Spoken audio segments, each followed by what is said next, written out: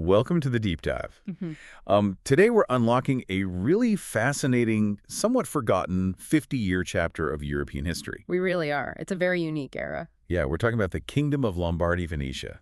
So if you're a lifelong learner who's curious about Italian history, the Austrian Empire, the Habsburgs, or, just the general quirks of 19th century Europe, this deep dive is custom tailored for you. Absolutely. Because we're looking at a period from 1815 to 1866 where northern Italy was uniquely packaged together and ruled directly by the Austrians. Right. And we really want to uncover the surprising social reasons that ultimately led to its dramatic collapse. And to do that, we're pulling from a really comprehensive Wikipedia article detailing the Kingdom of Lombardy-Venetia, its creation at the Congress of Vienna, and the whole Italian Risorgimento. Right, the unification of Italy.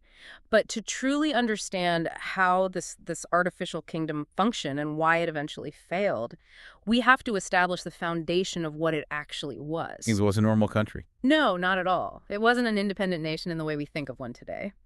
The Kingdom of Lombardy-Venetia was officially a crown land of the Austrian Empire. Okay, let's unpack this. Because the way they actually built this kingdom is wild to me. It was created by the Congress of Vienna in 1815. Which was essentially the giant European reset button right after the fall of Napoleon. I mean, the map of Europe was a mess. Exactly. Napoleon had established his own Kingdom of Italy back in 1805. And once his empire collapsed, there was this massive power vacuum in northern Italy. Right, and the victorious powers needed to redraw the borders. The Austrian House of Habsburg-Lorraine had historical rights to certain territories there, and the Congress of Vienna recognized those rights. So they created this new crown land to secure Austrian dominance in the region. And to act as a buffer against any future French expansion, right? Precisely. But they didn't just take an existing unified country and change the flag. They essentially stitched together two completely different, historically distinct territories that had honestly very little in common. It was an entirely artificial construction. You had the former Lombard Duchy of Milan on the western side and the former Republic of Venice on the eastern side. Which is like a corporate merger between two rival companies. That's a great way to put it. And these two regions had vastly different political cultures. The Duchy of Milan was somewhat accustomed to this arrangement. It had actually been ruled by the Habsburg monarchy, dating way back to 1714. So Milan is at least somewhat familiar with Austrian influence. But Venice is a totally different story. A completely different world. Venice had been a fiercely independent maritime republic for a millennium. 1,000 years of independence. Right. They had only been under Austrian rule intermittently, starting with the Treaty of Campo Formio in 1797. Which was a brief period when Napoleon essentially handed Venice to Austria as a diplomatic bargaining chip, right? Exactly. So you have Milan, which is used to the Habsburgs, and Venice, which has this deep ingrained tradition of fierce independence. And suddenly they're told by diplomats in a faraway room, congratulations, you are now one single kingdom. Forced to get along. Yeah.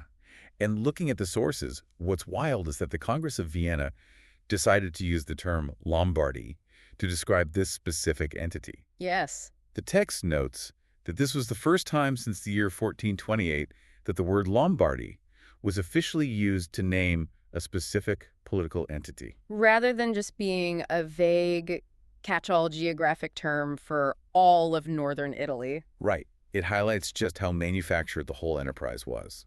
And the way it was managed from the top down perfectly reflects that artificial nature. The kingdom was ruled in a personal union by the Habsburg Emperor of Austria. This brings us back to that corporate merger analogy. The Austrian emperor, starting with Francis I. Who ruled from 1815 until his death in 1835. Right, they were the official kings. But they were sitting in palaces in Vienna. They weren't walking the streets of Milan. Or taking gondolas in Venice. They were totally absentee CEOs. Far from it. Day-to-day operations had to be handled by viceroys. Regional managers. Essentially, yes. They were appointed by the imperial court in Vienna, and they resided locally to deal with the administrative headaches. Men like Heinrich von Bellegarde, Anton Victor, and later Rainer Joseph of Austria. But even with a viceroy in place, they couldn't just treat the territory as one big happy region. No, the cultural divide between Milan and Venice was just too wide. They hated each other, basically. Well, administratively, the kingdom was officially split into two independent governments. They called them Gubernien in German. Gubernien, okay. You had the government of Lombardy, headquartered in Milan, and the government of Venetia, headquartered in Venice. And then they subdivided those two massive governments even further into local provinces. Lombardy had provinces like Milan, Como, Bergamo, Brescia, and Pavia. While Venetia was broken down into Venice, Verona, Padua, Vicenza, and several others. The structural blueprint for those provinces is really telling. The sources note that these subdivisions roughly mirrored the old departments that Napoleon had set up. So essentially, the Austrians didn't reinvent the wheel. They just took the bureaucratic zones Napoleon had already drawn up and slapped an Austrian label on them. Very pragmatic. Pragmatism really defined their early approach, especially when we look at the reality of the people actually living inside these newly drawn borders. Yeah, the demographics are wild. We have incredibly precise data on this thanks to an ethnographic map issued by the Imperial and Royal Administration of Statistics in 1855. Created by a statistician named Karl von Zernig-Tschirnhausen. Correct. I was looking at this 1855 census data in the source, and it just blew my mind. We are talking about a kingdom of roughly 5 million people, right? Exactly. 5,024,117 people, according to Tschirnig-Tschirnhausen's meticulous records. Down to the exact person. That is very Austrian. It is, and the ethnic breakdown is absolutely vital to understanding the social tensions that eventually tore the kingdom apart. Because out of those 5 million people, an overwhelming 4.6 million were Italians, or Lombard Venetians. You also had a few minority groups. Right. Roughly 350,000 Friulians, some Slovenians, a small Jewish population, and about 12,000 Germans. Specifically, Cimbrians in Venetia. Yes. So if you are the Austrian emperor sitting in Vienna, you are ruling over a kingdom of 5 million people. And statistically speaking, basically none of them are actually Austrian. What's fascinating here is how the Austrian authorities chose to handle that stark demographic reality. Particularly when it came to language. Because history is full of occupying empires that immediately forced the conquered population to speak the imperial language. To assimilate them by force. Exactly. But the Austrians didn't do that. They really didn't. The Austrians actually didn't care if you used Italian in local court or to pay your taxes. They were surprisingly tolerant on a civilian level. The administration used Italian for both internal and external communications. The dominant position of the Italian language in local politics, in finance, and in the judicial system was openly accepted by the Austrian officials. They even printed the official state newspaper of the kingdom in Italian. The Gazzetta di Milano. Right, and the people actually working in these local government offices, they were mostly Italian. The sources show that only about 10% of the civil servants were recruited from other regions of the Austrian Empire. And some of those were bilingual Italian-German speakers from the neighboring county of Tyrol. So on a day-to-day civilian level, the government looked and sounded like the local population. But we have to address the massive caveat to this tolerance, because it was very strictly compartmentalized. Right. While the pen was Italian, the sword was very much German. The German language remained the strict, uncompromising command language of the military. And it wasn't just the regular army soldiers. The top police officials, specifically the secret police, keeping a paranoid eye on everything, were native German speakers. Imported directly from other parts of the empire. Furthermore, the absolute highest governorships were exclusively reserved for Austrian aristocrats. So there was a very clear, impenetrable glass ceiling for the locals. Yeah. I want you to put yourself in those shoes for a moment. Consider what it would feel like to live in a state where your native language is perfectly fine for mundane things. You can read the news. You can file your taxes. You can argue a contract dispute in court in Italian.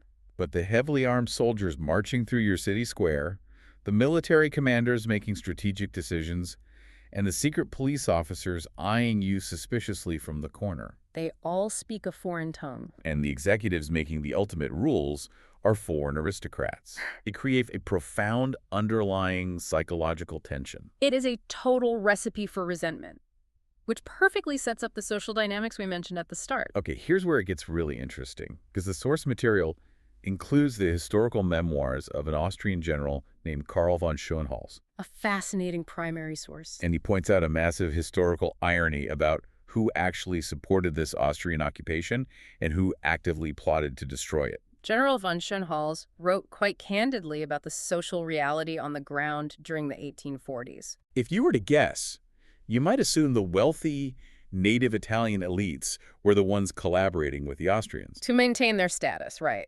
while the oppressed lower and middle classes revolted. But the reality was the exact opposite. Yes, the Austrian administration actually enjoyed the support of the rural population and, crucially, the local middle class. And the reason why is entirely based on bureaucracy. The Austrians implemented a strict meritocracy for their civil administration. If you wanted a good, stable, well-paying job managing the kingdom, you had to have a university degree. And the local middle class was more than willing to meet that requirement. They flocked to the local universities, specifically the historic universities of Pavia and Padua. They studied hard, got their degrees, and stepped into these comfortable, influential administrative careers. The system was predictable, and it was working for them. But the local Italian aristocrats, they were absolutely furious. They were completely alienated from the levers of power. You see, these aristocratic families had a deeply ingrained cultural tradition of completely rejecting university education. In their view, formal schooling was for commoners who needed to work for a living. Their power, their leadership roles, and their entire position in society had always been based entirely on their family background. On their noble bloodlines. Exactly, but the Austrians sitting in Vienna didn't care about their local bloodlines. The Austrian government actively mistrusted these Italian aristocrats and point-blank refused to give them high government offices. Unless they had the proper educational credentials. So suddenly these incredibly wealthy, proud aristocrats find themselves locked out of managing their own society simply because they felt they were too good to go to college. If we connect this to the bigger picture, this is a profound realization about the mechanics of revolution. Deprived of their traditional leadership roles, this uneducated aristocratic class became the primary engine driving the Risorgimento, the movement for Italian unification. They threw their vast wealth, their societal influence, and their bitter anger behind the wars of independence against the Austrians. It is such a human, petty, and yet massively consequential reason for supporting a revolution. It really is. It wasn't just about the noble concept of a unified Italian peninsula. It was, you won't let me be a regional manager because I didn't go to the University of Pavia. Fine, I'll fund a massive rebellion. I'll burn your bureaucracy to the ground. Exactly. It truly changes the lens through which we view these historical events. And that aristocratic rebellion was gaining unstoppable momentum throughout the 1830s and 40s. Let's set the scene for when things finally boil over. We are moving into the late 1830s. The first Austrian king, Francis I, has died. And his son, King Ferdinand I, takes over. In 1838, Ferdinand travels to Milan and actually becomes the last king to be crowned with the historic Iron Crown of Lombardy. It was a grand spectacle, meant to project stability. But despite the fancy crowns and the functional Italian-speaking bureaucracy we just talked about, the Risorgimento movement was reaching a fever pitch. The tension was palpable, and 1848 becomes the year the dam finally breaks. This is known historically as the Year of Revolutions across Europe. From Paris to Vienna, citizens were rising up against monarchies. And Lombardy-Venetia was right at the violent center of it. March 22nd, 1848. This is a legendary date in Italian history. It is known as the 5 Days of Milan. The tension snaps, and a massive popular revolution erupts in the streets. We are talking about civilians throwing up barricades, intense street-to-street fighting, and a population that simply refused to be governed by Vienna anymore. The uprising was so fierce and the sheer volume of angry citizens so overwhelming that the heavily armed Austrian military was literally forced to flee the capital city. The locals immediately set up the Governo Provvisorio della Lombardia, The Lombardy Provisional Government. The psychological impact of seeing the Austrian army retreat was immense, and the spark caught instantly across the kingdom. The very next day, on March 23rd, the citizens of Venice rose up against their Austrian garrisons as well, forming their own provisional government. For a brief, shining moment in the spring of 1848, it looked like the Kingdom of Lombardy-Venetia was entirely finished. But the Austrian Empire wasn't going to let their most valuable crown lands slip away that easily. They strike back, and they strike back hard. The military response was swift, methodical, and brutal. It was led by the infamous Austrian Field Marshal Joseph Radetzky. He didn't panic when Milan and Venice fell. No, he retreated, reorganized his forces, and prepared for a counteroffensive. Meanwhile, the Kingdom of Sardinia, an independent Italian state, sent troops to help the revolutionaries in Lombardy. Radetzky met those Sardinian troops at the Battle of Custoza in July 1848. And Radetzky absolutely crushes them. On July 24th and 25th, the Sardinian army is decisively defeated. With their military backup completely shattered, the provisional governments in the cities just couldn't hold out against a professional imperial army. By August 6th, 1848, Radetzky marches his troops right back into Milan. Venice manages to hold out a bit longer, relying on its lagoon for defense. But by August 1849, Radetzky recaptures Venice as well. Austrian rule is completely heavily restored. The revolutions were crushed, but the political landscape back in Vienna had fundamentally changed during the chaos. King Ferdinand I had been forced to abdicate due to the wider 1848 revolutions rocking the empire. And his young nephew, Emperor Franz Joseph I, took the throne. Franz Joseph would end up ruling over the Kingdom of Lombardy-Venetia for the remainder of its existence. And he realizes pretty quickly that the old way of managing this territory, having an absentee king and a rotating cast of viceroys, isn't going to work anymore. He completely abolishes the title of viceroy. He replaces it with a more militaristic governor-general role. Initially, that job goes to the man who just conquered the territory, Field Marshal Radetzky. But when Radetzky retires in 1857, Franz Joseph hands the job to his own younger brother, Ferdinand Maximilian. Maximilian serves as governor-general in Milan from 1857 to 1859. And as a fascinating historical side note, this is the very same Maximilian who a few years later notoriously accepts a crown from Napoleon III to become the Emperor of Mexico. A geopolitical adventure that ends quite tragically for him in front of a firing squad. It is wild how interconnected these historical figures are. But before his doomed Mexican adventure, Maximilian is sitting in Milan trying to hold this patchwork kingdom together. He actually tried to be somewhat moderate and reform-minded, but it was too little too late. The unraveling of the kingdom had already begun. The 1850s are really the beginning of the end. The fatal blow to the kingdom comes in 1859 during the Second Italian War of Independence. The Austrians suffer a massive, catastrophic defeat at the Battle of Solferino. The casualties were so horrifying that it actually inspired the creation of the International Red Cross. This defeat forces Austria to the negotiating table, resulting in the Treaty of Zurich. And this treaty essentially takes a cleaver to the kingdom. Austria is forced to cede almost all of the Lombardy region, everything up to the Mincio River. They only managed to keep the heavily fortified cities of Mantua and Peschiera. But here's the crazy diplomatic hot potato, so Austria doesn't just hand Lombardy over to the Italians. No, imperial pride and the complex diplomacy of the era required a bit more theater.